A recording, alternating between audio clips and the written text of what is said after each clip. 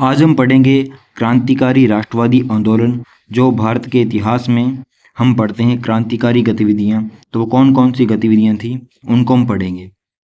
सबसे पहले आती है बारीसाल कॉन्फ्रेंस पर आक्रमण। ये किनके द्वारा किया गया? अंग्रेजों के द्वारा। कब किया गया? 27 अप्रैल 1906 को किया गया। क्रांतिकारी आंदोलन के दौरान युगांतर अखबार में लिखा गया था, बल को बल से ही रोका जाना चाहिए। तो ये आपसे क्वेश्चन पूछा जा सकता है कि कौन से क्रांतिकारी अखबार में लिखा गया था कि बल को बल से ही रोका जाना चाहिए, और वो था युगांतर अखबार।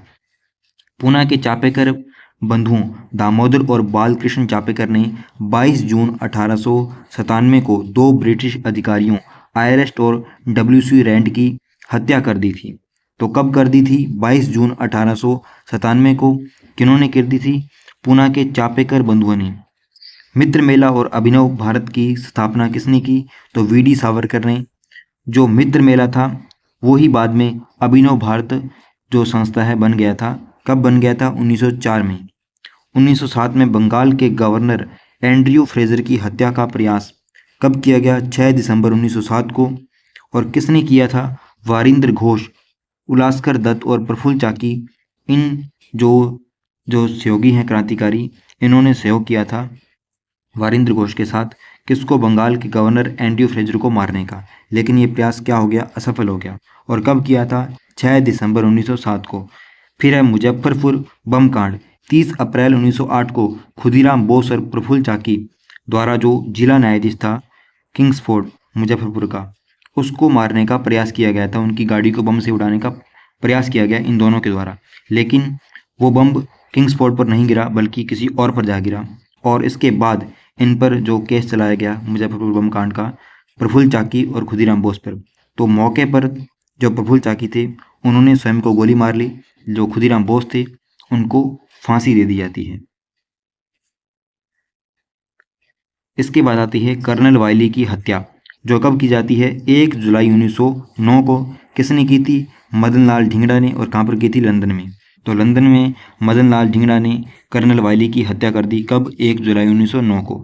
वायसराय होर्डिंग बम कांड 23 दिसंबर 1912 को रास बिहारी बोस के द्वारा इस पूरे घटनाक्रम को अंजाम दिया जाता है। इसकी रूपरेखा तय की जाती है, जबकि अंजाम देने वाले जो क्रांतिकारी थे वो और थे। और इसमें 4 जनों को फांसी की सजा दी जाती है, जबकि रास बिहारी बोस हैं वो भाग जाते हैं। अमेरिका में फ्री हिंदुस्तान अखबार किसने आरंभ किया था? तो तारक नाथ दास ने आरंभ किया था। कब किया था? 1908 में। सर्कुलर ए आज़ादी नामक पर्चा लिखा था रामनाथ पुरी ने। स्वदेश सेवक नामक पत्र आरंभ किया था जीडी कुमार ने। और किस लिपि में? गुरमुखी लिपि में। यूनाइटेड इंडिया हाउस, इसकी स्थापना 1910 में सियाटल अमेरिका में किसने की थी?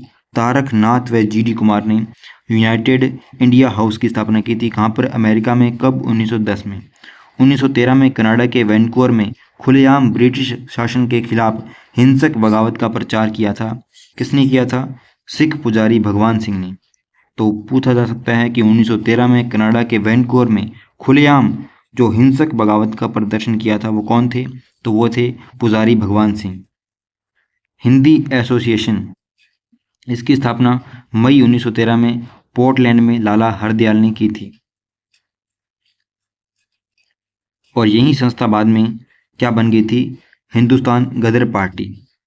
इसी संगठन का पहली जो बैठक हुई थी उसमें बाबा सोहन सिंह भाकना को इसका अध्यक्ष चुना गया और लाला हरदयाल को जनरल सेक्रेटरी और पंडित काशीराम मरोली इसके कोषाध्यक्ष बने थे।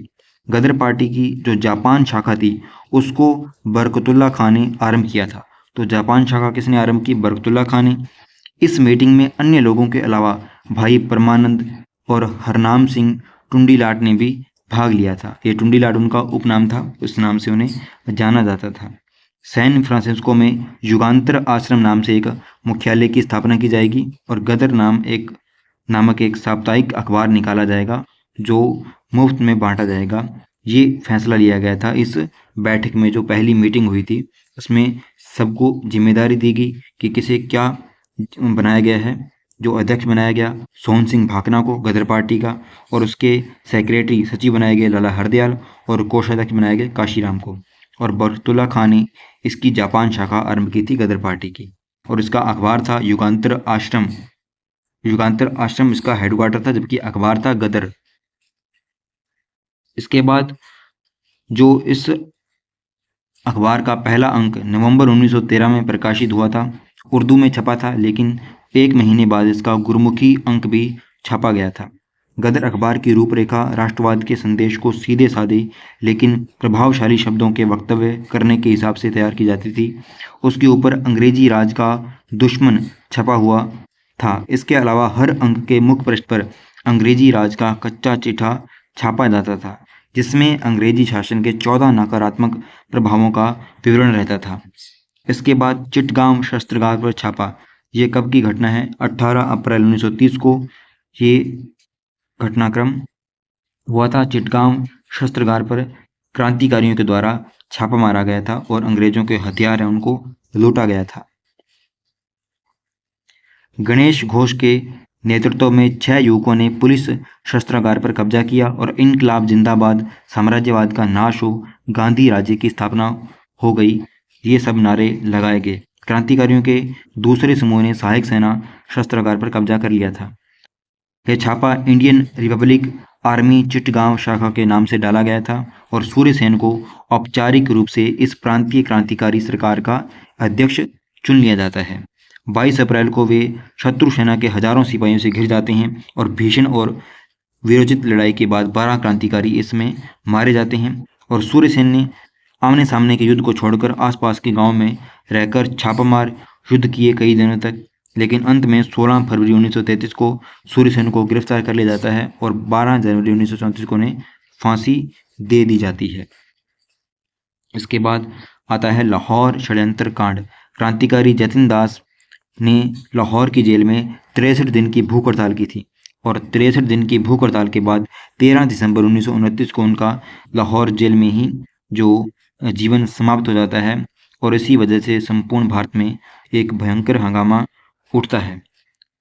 और 23 मार्च 1931 को सतलज नदी के किनारे भगत सिंह, सुखदेव और राजगुरु को फांसी दे दी जाती है। तो तारीख याद रखना कब दी गई, 23 मार्च 1931 को, और नदी भी याद रखना कौन सी नदी। अक्सर जो उलझाने वाला नाम होगा वो होगा रावी नदी, जबकि नदी थी सतलज नदी। 30 अक्टूबर 1928 के दिन लाहौर में साइमन कमीशन के विरुद्ध प्रदर्शन का नेतृत्व करते हुए लाला लाजपत राय की लाठियों से पिटने की वजह से क्या हो जाती है, मृत्यु हो जाती है 30 अक्टूबर 1928 को। कब होती है लाला लाजपत राय की जो मृत्यु? 30 अक्टूबर 1928 को साइमन कमीशन के विरोध के कारण। और इसका बदला लेने के लिए क्या करते हैं भगत सिंह, राजगुरु और सुखदेव, जो सांडस की हत्या कर देते हैं। कब? 17 दिसंबर 1928 को। डिप्टी सुपरिटेंडेंट ऑफ पुलिस की हत्या से लाहौर में सनसनी फैल गई, जो कि कौन था? सांडस। लाला लाजपत राय की हत्या का प्रतिरोध जेपी सांडस की हत्या से लिया गया। ये हमने बात की है कि इसी की वजह से उनकी हत्या की गई थी कि लाला लाजपत राय को लाठियों से पीटकर मार दिया गया है। फिर इसके बाद आता है असेंबली बम कांड। ये होता है 8 अप्रैल 1929 को, जब जो संसद में ट्रेड डिस्प्यूट बिल और जन सुरक्षा यानी कि पब्लिक सेफ्टी बिल पर चर्चा हो रही होती है, तो श्रम आंदोलन की नेताओं की गिरफ्तारी के विरोध में भगत सिंह और बटुकेश्वर दत्त केंद्रीय असेंबली में बम फेंकने के लिए जाते हैं। और वो क्या करते हैं? बम फेंकते हैं और वो कहते हैं कि बम फेंकने का उद्देश्य हत्या करना नहीं था। बम के साथ फेंके गए पर्चे में कहा गया था कि इसका उद्देश्य केवल बहनों को सुनने लायक बनाना है, ताकि अंग्रेज सरकार उनकी बातों को सुन सके। सिंगापुर में रह रहे एक हिंदुस्तानी कॉन्ट्रैक्टर गुरदत्त सिंह ने कामागाटा मारू नामक जहाज किराए पर लिया था और उसमें 376 भारतीयों सहित वो वैनकूवर के लिए रवाना हो जाते हैं। वैनकूवर यानी कि कनाडा के लिए। और ये कब की बात है? 1914, जो वर्ष है उसी की बात है। रास्ते में गदर पार्टी के कार्यकर्ता जहाज पर आते हैं, भाषण देते हैं, लेकिन होता क्या है कि कनाडा के तट पर पहुंचने से पहले ही इस जहाज को रोक लिया जाता है और पुलिस ने उसकी घेराबंदी कर दी। वैनकूवर में जो समुद्र तट कमेटी बनती है इस जहाज को जो उतारने के लिए कि ये जहाज कनाडा में उतरेगा, तो इनमें कौन कौन से शामिल होते हैं नेता? हुसैन रहीम, सोहनलाल पाठक और बलवंत सिंह के प्रयत्नों के बावजूद अमेरिका में बरकतुल्लाह, भगवान सिंह, रामचंद्र और सोहन सिंह भकना के शक्तिशाली अभियान के बावजूद कामागाटा मारू को कनाडा की जल सीमा के बाहर निकाल दिया गया। यानी कि समुद्र तट की मिति बनती है कनाडा में, जबकि अमेरिका में बरकतुल्लाह, भगवान सिंह, रामचंद्र, सोहन सिंह भकना प्रयास करते हैं कि ये जहाज़ कनाडा पर उतर सके, लेकिन इनका प्रयास सफल नहीं होता और अंत में इस जहाज़ को वापस कलकत्ता के बंदरगाह पर लाने के लिए भेज दिया जाता है। इसके बाद होता क्या है, जब कलकत्ता के बजबज नामक स्थान पर ये जहाज़ पहुंचता है तो पुलिस क्या करती है, इन लोगों पर गोलियां चला देती है और इससे 18 यात्रियों की हो जाती है मृत्यु और जिनमें से 202 को गिरफ्तार कर लिया जाता है और बाकी जो हैं वो भाग जाते हैं। तो ये क्रांतिकारी गतिविधियां थी जो आज हमने पढ़ी है। इसके बाद हम और भी जो आधुनिक भारत का इतिहास है उसको पढ़ेंगे।